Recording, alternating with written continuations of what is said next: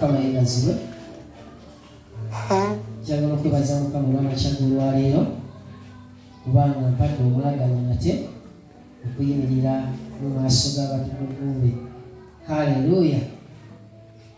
Ebintu bye oba enkola ze gye tuli ekyamazima zizze zibeerawo ku mirembe n'emirembe n'okutuusa olwaleero, ate n'emirembe gyonna bigenda kubeerawo. Mukama yeebazibwe.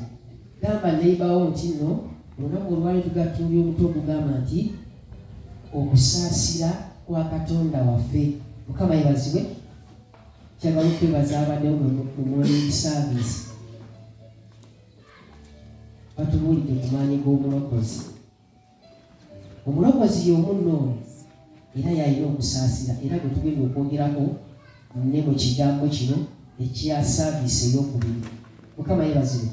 Njagala okwogera ku kusaasira kwa Katonda waffe. Mukama yeebazibwe. Okusaasira osobola okuyita okusonyiyibwa, naye ate okusaasira kusukulumawo okwo okusonyiyibwa. Mukama yeebazibwe. Okusaasira bwe kuba kusukkuluma ku kusonyiyibwa kitegeeza ki ekyo? Era kusukkuluma kutya ku kusonyiyibwa? Mukama yeebazibwe.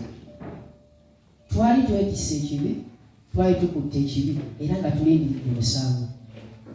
Njagala okubeera nga njogera ku kusaasira kwa Katonda. Eno y'engeri y'okusaasira kwa Katonda gye kusukkuluma ku kusonyiyibwa. Okusukkuluma ku kusonyiyibwa kitegeeza nti kugenda mu maaso oba kutambula nga tekukoma. Mukama yeebazibwe. Tekuliiko kkomo, kusigala nga kutambula. Kitegeeza Katonda oba Yesu atusonyiwa okusinga nga bwe kigwanidde okusonyiyibwa. Mukama yeebazibwe. Oba kitegeerekese bulungi nti okusaasirwa kwa Katonda bwe kuba kusukkuluma ku kusonyiyibwa kiringanga bw'onoosobya olwaleero eri taata oba maama n'akusonyiwa, n'enkya n'osobya n'era n'akusonyiwa, ate n'oddamu n'era n'osobya. Mukama yeebazibwe. Ntera nnyo okwogera ku kigambo etteeka, nti etteeka lirina amaanyi ag'okusala omusango. Mukama yeebazibwe.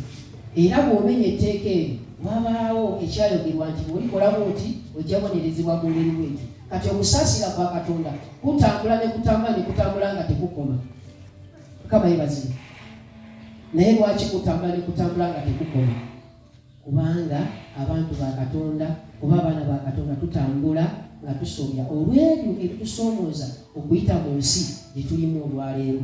Mukama yeebazibwe.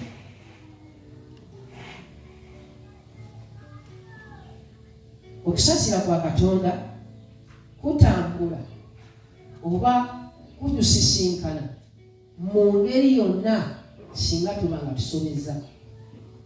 Olunaku olwaleero tugenda kubeera nga tutunuulira ku kintu kubanga waliwo engeri, kubanga bwe ŋŋamba nti nno oba okusaasirwa kwa Katonda bwe kuba nga kutambula nga tekukoma era nga kusukkuluma ku kusonyiyibwa, omuntu oyinza okudda eyo ne weematiriza mu nsuubizo oba mu kwonoonako n'ogamba bwe kuba kutambula kitegeeza n'asaasira leero n'erundi n'emyaka gyonna.